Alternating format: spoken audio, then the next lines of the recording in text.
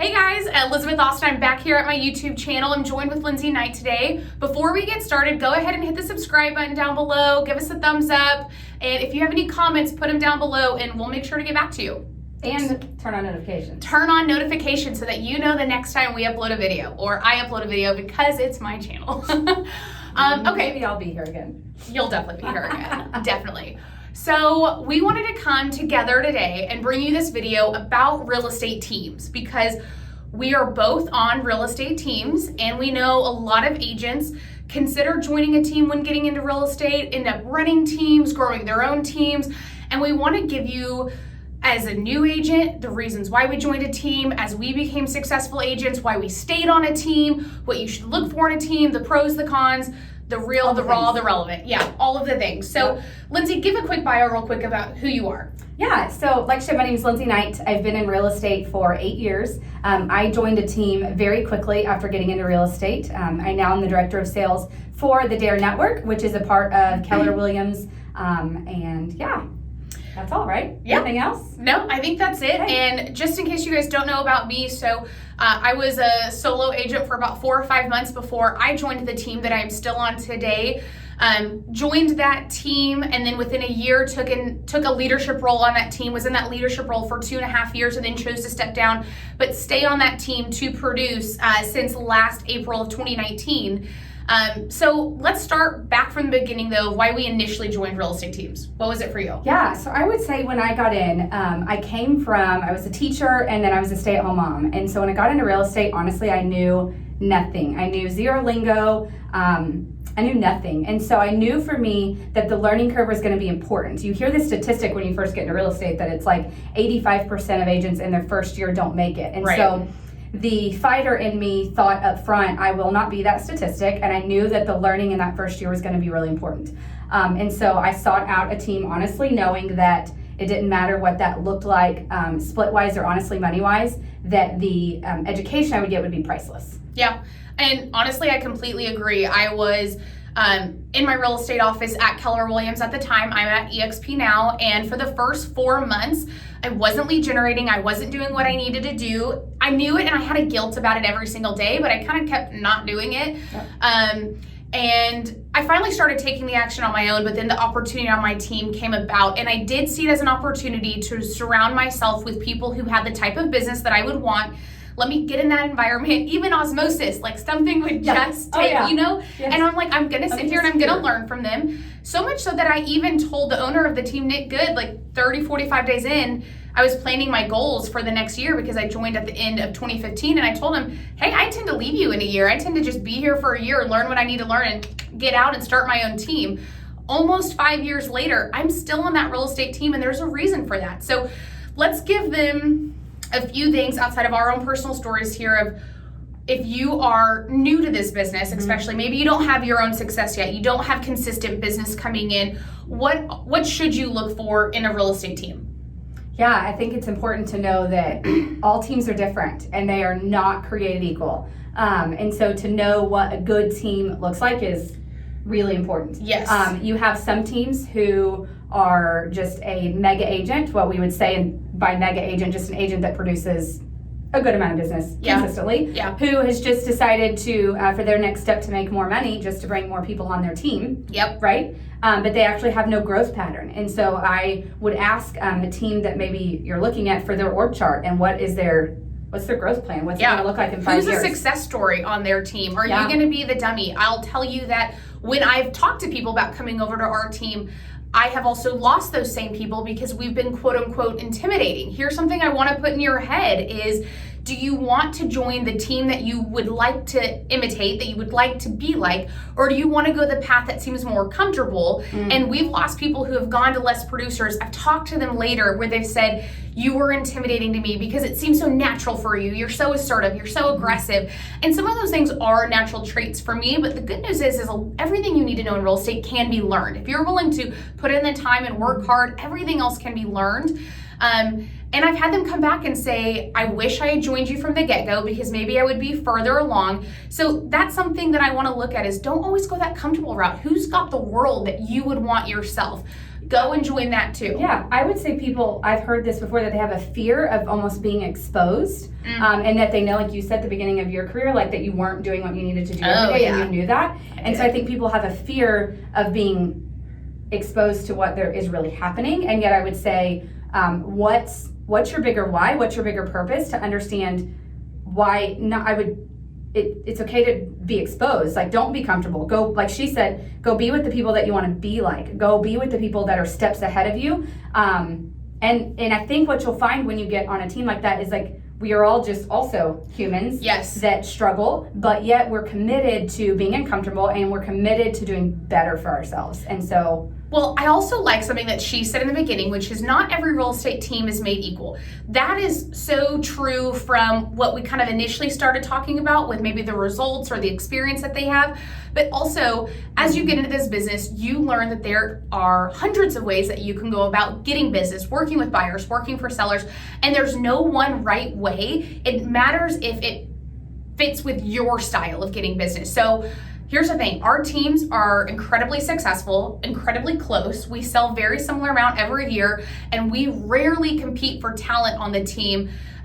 We have moments where we compete for buyers and sellers, but the way we go about doing business is so different. Me and my team, we are huge prospectors, big on the phones, really aggressive in the cold business.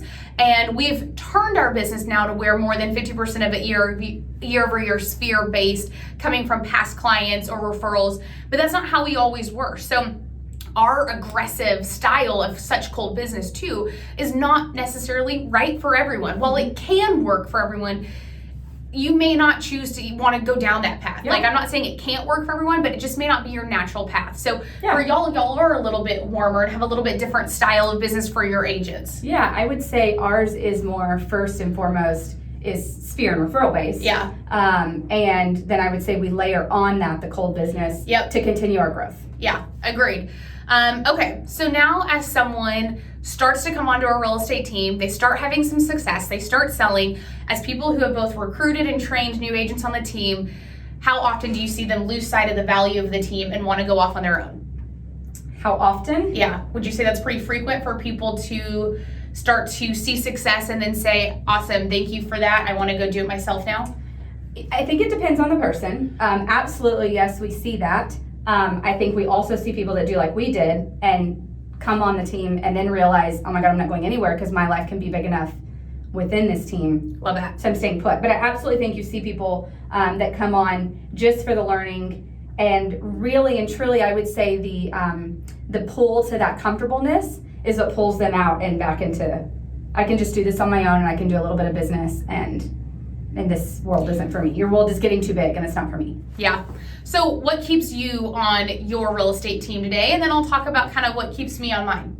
Yeah, I would say at this point is, and I weigh it a lot, is my opportunity here versus my opportunity if I went elsewhere. And I look at this constantly. Number one, and when I say opportunity, not just financial opportunity, but personal growth opportunity, the opportunity of who I get to surround myself with. And so that was one of the things here, is I have gotten to connect and be in the worlds of people that are so much further along than me really early on, which has driven me forward a lot quicker because those just became my people that were surrounding me.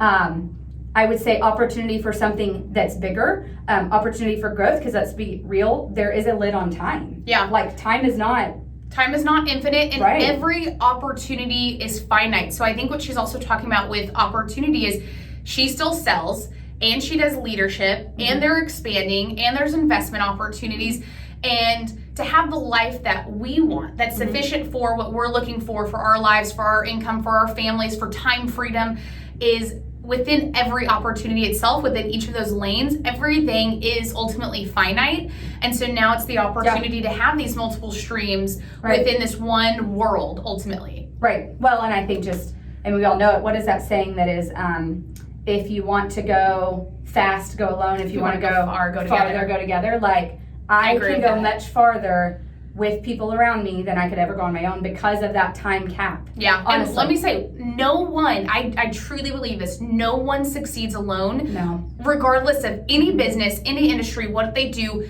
no one succeeds alone. Well, so on that, we would say, that was one of the things I realized early on too, is one of the, I would say, negatives that people run into. Can I go into this? Yeah, go to kind of pros and cons. Talking about coming onto a team is kind of ego.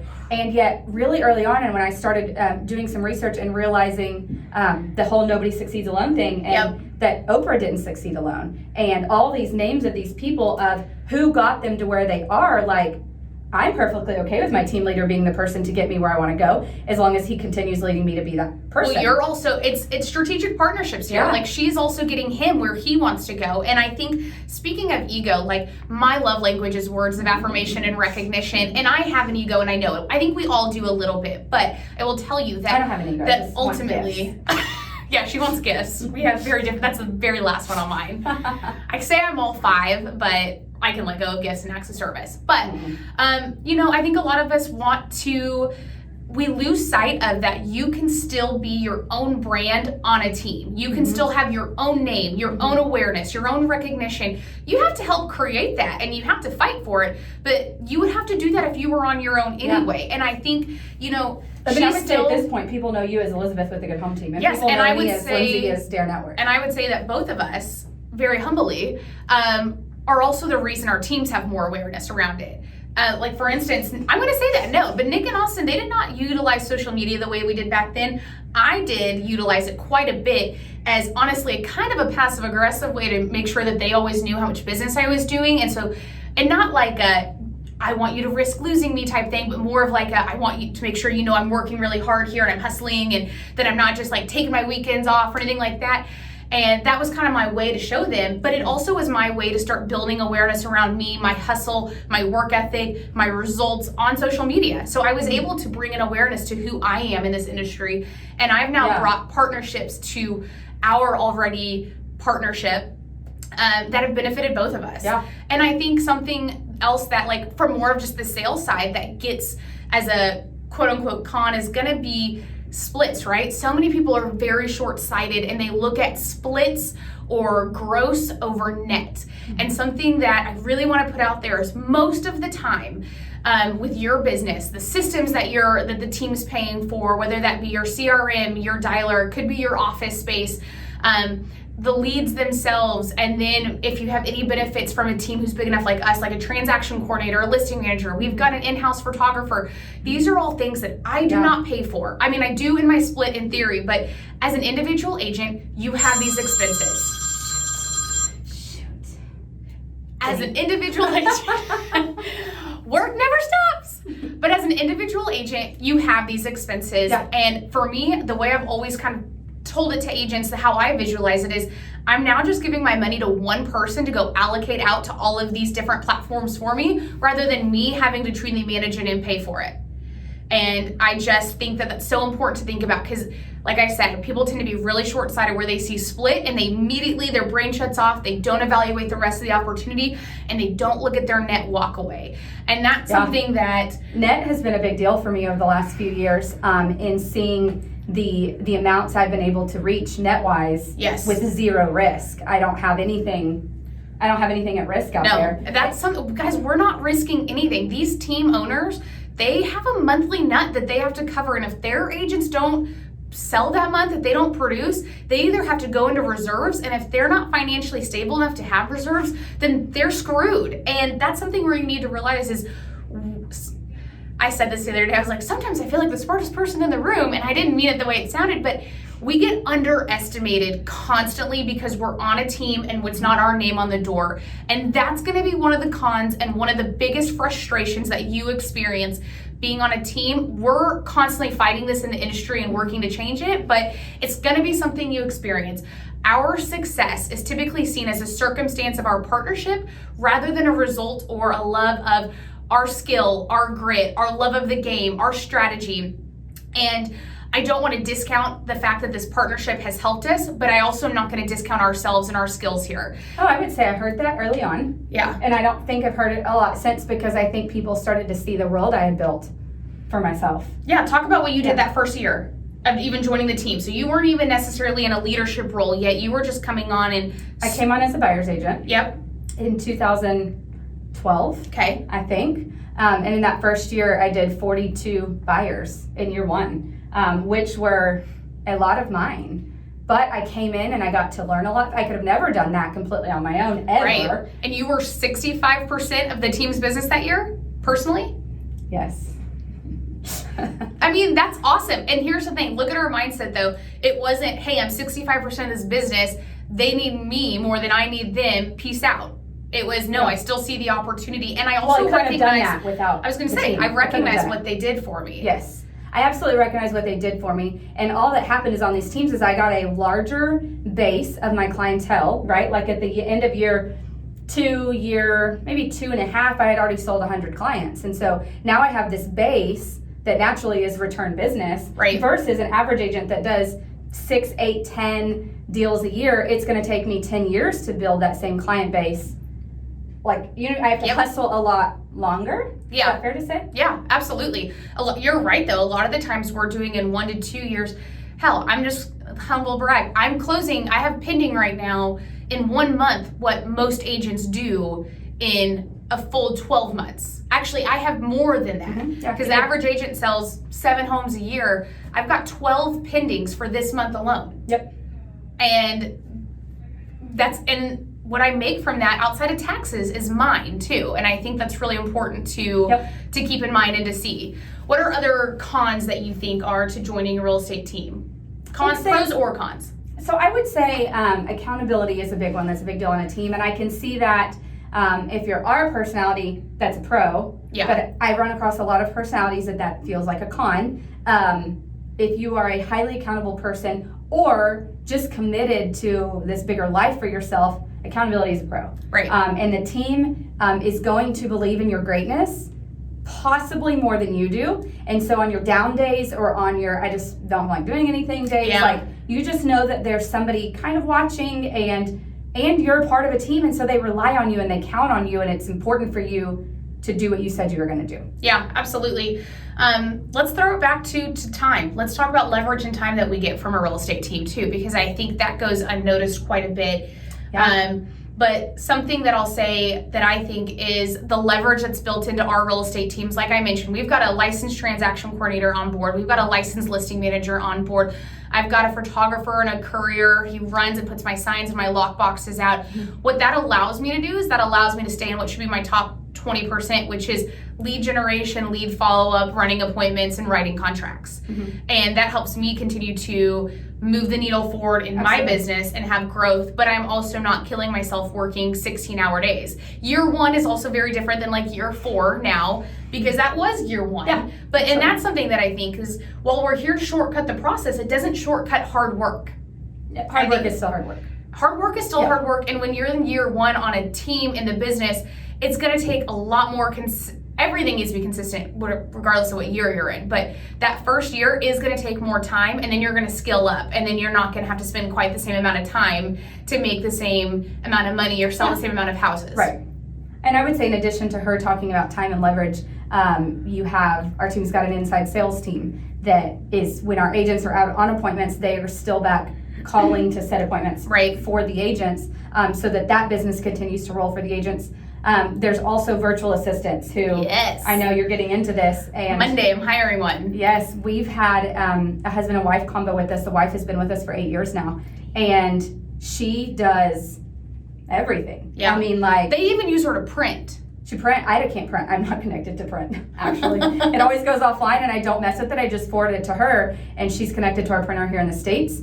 She's out of the country, and honestly, one of my biggest concerns is when there's serious weather where she lives. And I watch the news and I'm like, is she online today? But she runs comps for us. She creates docs, and we've set an appointment and we're getting ready to go. She pulls it all together and she prints it. So all I have to do is grab it off the printer and put it in a book. She helps us start writing our contracts, just some of the natural fill-in stuff. So our virtual assistants I couldn't function without her. Yeah. And her husband, but I love that. Yeah, I think just the time. So for me, one of my big things that I didn't talk about at the beginning, though, is when I came into this business, I had one 5-month-old baby, and I was coming from being a stay-at-home mom. So I also knew that leverage was going to be a big piece to me. My personality tends to be, if I go in, I'm going to go all in. Yeah. I'm not going to half go in, and so the team allowed me to go all in, have this great success and have the leverage to be able to be a mom. And so as the years have gone on, I've had another baby and had some major ups and downs in life. And let's be real, in real estate, if you have a bad year, something personally happens in your life, like if you're not working, you're not working. But this world I've created, I was able to have another baby. Yeah. And now I've got 2 little kids, and the leverage is so important to being a mom. Yeah, you still are able to have that time. You pick your kids up from school every single day, and you were still, let's talk about last year's role. You were the number 2 producer on the team, and you were the main leadership on the team as far as you do accountability, you do trainings, you do team meetings with them every single day, you do new agent training as they get into the team and onto production. Like, there are a lot of hats you wear, but at the same time, you're home to pick your kids up every day at 3. You put them to bed every night, you cook them dinner. And we've utilized different leverage points like showing agents. These are all things you can, of course, build on your own if you were to create your own team or have as an individual agent. Don't get me wrong. We're just here to kind of shed some light and bring awareness to why people would join a real estate team, what keeps us on a real estate team, what's important. And I also think the recognition for team members over the Rainmaker is something that's really, really important to us because we're the ones really driving the business and driving the sales. It is, and I think one more thing that I just thought of was, if we talk about the whole quadrant thing of, you've got a job, and then you want to eventually move to the other side of the quadrant where you have businesses and other streams of income paying you. And so I think on a team, you have that opportunity quicker. And so I know there's some people in the area and other states that I've become friends with who have been able to buy into other companies with their main real estate company. Yep. And so now they're just getting to work in their real estate business, and yet they have these other flows of income coming in. And I know you and y'all's world, like, there's a ton of investment opportunity. Ton of investment. I already, for me too, with the network I chose to be a part of, with the brokerage we chose to be a part of, I already have 2 additional streams of income happening along with my sales.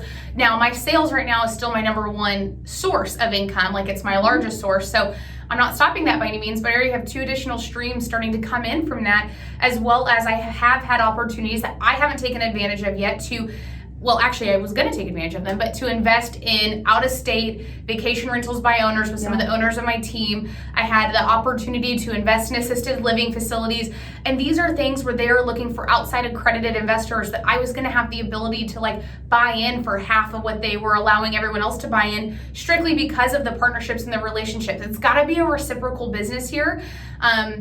And that's something you wouldn't have gotten yourself into on your own. Things that I most likely would not have gotten myself into on my own, and it's also for them because I'm a benefit to them as well for being on their team. Yeah, it's a win-win for both of you. Let's do a few points of advice. If you're an individual agent right now who is looking to start their own team, what would you advise them of? To start your own team, I would say build it. How do I word this? Build it as small as you can. And what I mean by this is you're going to be more profitable the longer you remain in production. The leverage that you can just hire for yourself before you actually bring agents on is going to be more profitable for you in the long run. And the longer you can be more profitable, the more success you're going to have once you do start hiring. So don't just start hiring agents. I would say you hire an executive assistant, and then you hire maybe a showing assistant, and then you hire an ISA for yourself. Leverage off all the pieces of the business that you can other than the client interaction. Keep that on you as long as you can. I completely agree, because what she's keeping in mind there is profitability rather than an ego-based business, which we see a ton of in this industry. Yeah, a ton. Something else that I would say is don't just start a team because you want a real estate team. Let the business be there. Let it get to the point where you're personally doing so much business that you cannot handle it without additional help. And sometimes it's okay to take that hire right before you're going to need it because of what you see as the trajectory for your business. But I see a lot of people who start a team just because they want to, and that's where they don't have enough experience or business to even service themselves yet, rather than even educate or bring a team member on possibly. Right. So I would say don't think that you can just invest your way into a successful team. Ooh, because you can't I've seen people go away and they've tried to blow up these big teams quickly, and they just throw as much money at it as they can. Yep. And that's not expandable. That model is not, there is a lid to that, and that will stop quickly. So she's already thinking long-term in the future, which hopefully if you're looking for a real estate team, you're wanting to create this business, then you are looking into the future and not just right now. Right. Because that's ego-based. It is. It's completely ego-based. Something else, and start to get an idea of it. You may not figure this out right when you get started, but I've had some talks with people lately and they say, do I need to be this huge real estate team? I mean, and that's a great question that you want to figure out is, do you want to be big or do you want to be small? And she said, start small, but you don't have to stay there. And so I think you need to figure out what it is you really want and why. And I hate to do sometimes the big why stuff because I think it's so overplayed, but really figure it out, because there's also something to be said for being a highly leveraged agent on a team. With the way that she talked about starting to create a team, have a virtual assistant, have an executive assistant, have a transaction coordinator, have a showing agent. All of those ways are ways that you can sell a ton of real estate, be highly leveraged, and be extremely profitable. Right. And and have your time back. And you don't always have to be more than that. You don't always have to be $100 million team with buyer's agents and listing agents and inside sales agents and a call center. You don't have to be that. There's nothing wrong with being that, but you just have to determine, because profit, from my experience, does not just continue to grow exponentially as you grow. And I think that's something to be said, because there are definitely people who are selling $100 million in real estate who are netting and profiting the same amount as those selling $30 million in real estate. And that's something to think about. Like, I just can't stress enough profit. Well, and I would say too, you hit a good topic there is really spending the time to figure out what you want. I've heard too many, in my instance, women talk about that they've built these huge businesses because they had personalities like ours that were just, I'm going to go all in. And they built these giant, massive businesses, and they almost got to what they would say is their summit and look around, and like I've heard, they felt like they were in a cage and they had built that cage around them and locked it. Or they were standing at their summit and I don't even like it up here. Like, really considering what you actually want. So I knew early on, I don't know why, but I knew early on that being a mom was going to be obviously important to me, but the time and how that played out was going to be really important to me. And so I think you don't have to be a $100 million team. You don't have to do all these giant things and be tied in this cage and do all this stuff. Like, you need to build a business around you that you love, or go join a business where you can have the business that you love and have the leverage. And well, I love that you actually said that, kind of building a cage or going off as someone else's vision, because sometimes we do that a lot when we get started in this industry, because you don't know what you don't know. You don't even know what all the opportunities are. And honestly, that was a big leap I took last year. When I stepped down in April from running the real estate team that I did, first of all, when most people step down, they step out. So I hope that speaks volumes to you guys about the opportunity that I still see to be on this real estate team and to be in a business and the benefits of it. Mm-hmm. But I did realize my vision was no longer this real estate team. I saw a limit there from growing the business. For me personally, I also realized it wasn't fully passionate of me. Like, that wasn't my full passion. And I'm now working on my passion while I am helping agents see the opportunities to sell more homes. And while I'm personally growing my sales part of this business, I'm working on that passion project. It'll be coming in hopefully March or April 2020. And I kind of knew, I know, I've been teasing everywhere. And I kind of knew that, honestly, probably a year before I stepped down, if I was honest to myself, and really strong awareness that last 6 to 7 months of that before I made that decision. And that was me turning someone else's vision and dream into mine, because I didn't know any different yet. Mm-hmm. And there was no way probably for me to have learned that without going through it a little bit. But if you can watch this and take away and start to really figure out what is for you, what's for your personality style, what do you want to create and why, then you can avoid, because I don't feel like anything's a waste of time, but if you can protect your time and not go through some of that, then you can go straight for the kind of business you want. Yeah. Now, the good news is when you're like some of these other women who are like, we got to the top, I built what I want, and then crap, I'm in a cage that I created myself and I'm locked in. You're not starting from scratch though, you're starting from experience, which is very different. Right. And I got to watch you go through that. And I think what I've heard a lot of these women talk about also is similar, that they had to go back down the mountain to get back up to their summit that they actually wanted. And that was heavy on you last year. Oh, it was so that heavy. Weighed a lot. And yet getting to see you choose to do that because you felt so passionate about that. Yeah. And doing it, and then just being so much lighter, and now having the time and the energy and the brain space to go after what that is that you want. Yeah. Love that. Cool. Okay, well, that's it on real estate teams. I hope you found this informative, educational, helpful. If you guys have any questions specifically about our experience, you want advice, this is what we're here for. Like I said, drop it in the comments below, and then I'll also have links to like Instagram or Facebook, so you can always find me on there and DM me. And if you've got a question for Lindsay, I'll have her drop her contact information below too, and you can reach out to her, and we're happy to help any way we can.